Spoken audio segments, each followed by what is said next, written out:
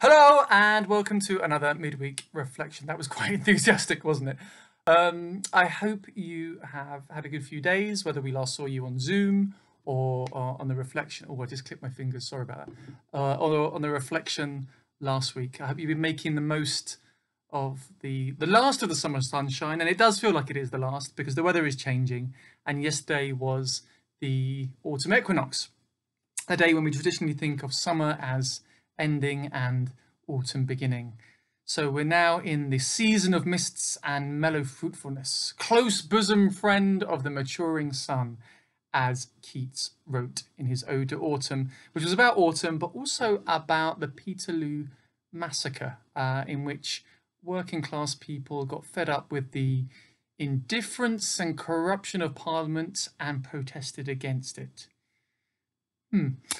I don't know what autumn means to you. Perhaps you're someone who looks forward to autumn, thinks of conkers and fireworks and being able to see your breath in the mornings and crisp evenings. Or perhaps you're someone that doesn't look forward to it, that thinks of just the lack of light, the dark mornings and evenings that even Bake Off and Strictly can't mitigate against.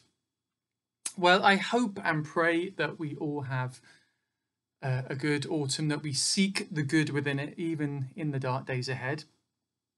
And of course, there are things we can do to remember our blessings, even in difficult times. One of those is this Sunday. We'll be celebrating our harvest service. As I say, it will be different this year, but a reminder to you to get your decorations, if you are a creative type, or even if you're not, to me or Sue Walkling, to the bench in front of the manse, or to my house, or to Sue Walkling's house, or let one of your couriers know if you can't get it to us by hopefully this Sunday. These are a couple that came in, some incredible strawberries knitted by Carol, and there is a thank you note. Strawberries remind me of summer. Thank you for sunny days. And some mysterious watermelons. I don't know who made these. I've got guesses, but the name wasn't on it. A couple of these, watermelon sweet refreshing, full of nutrients and low in calories, it says. Top tips there. So if you can get those to Sue or I by this Sunday, then we'll decorate the outside of our churches with them in our celebration of harvest.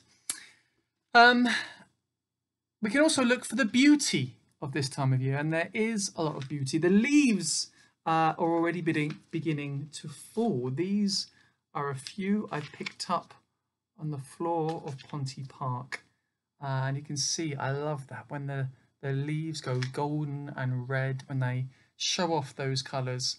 It just looks stunning, and so we can remember and look for that beauty.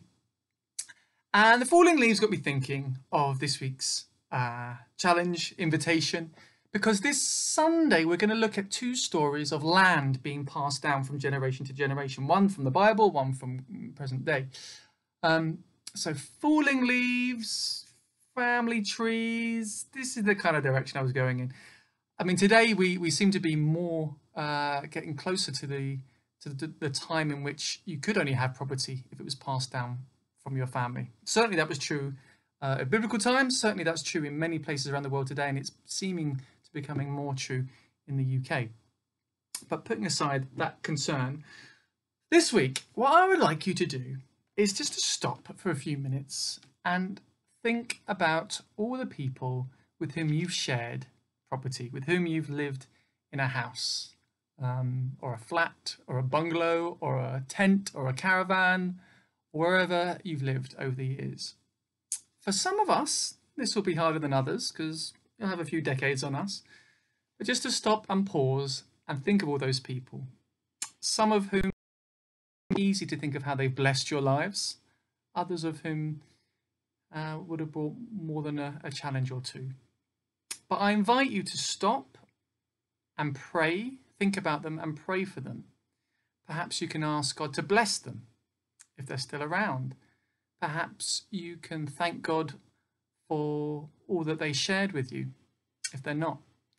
Perhaps you can ask God for forgiveness, or if you perhaps didn't treat them as you think you should, or for God to give you the strength to forgive them if they didn't treat you and love you as they should. So just pause and think through the years. You may even, if you're feeling creative, want to come up with something like this. Now, this is something I came up with earlier. This is my sort of property tree. In which I've written down the names of people with whom I've shared accommodation, houses and flat shares and colleges and stuff in the past. And so I'm going to later on sit with these just for a few minutes and pray for each one of those. So you may want to draw it. You may just want to sit there and think or write a list. Who have you shared houses, land, property with over the years, and pray for them. So harvest, falling leaves, and the beauty of this time, and even in the coming darkness, looking out for light in that darkness. And in case you don't come on a Sunday or get newsletters, just a reminder that we have 2 events coming up this weekend, which we hope stand as a bit of light in the darkness. The first will be at 6 o'clock Sunday evening, when we're going to have a Zoom communion, just a brief informal communion that you can share at home. It will be on YouTube later if you can't make it then. And then on Monday, next Monday, the 28th at 7:30, we're having our first double vision discussion evening, in which we've invited a local politician and an Anglican theologian to talk about the subject of hope. There'll be a chance for discussion in small groups, there'll be a chance for Q&As, but for us to think about hope, why even at this time we can be hopeful. So that's it for today. A reminder, send in your harvest things, have a think about those and pray for those who you've shared land, accommodation, houses with, and to perhaps join us this Sunday and Monday if you can. Either way though, I hope you have a good few days. May God bless you abundantly, and may you be open to that blessing.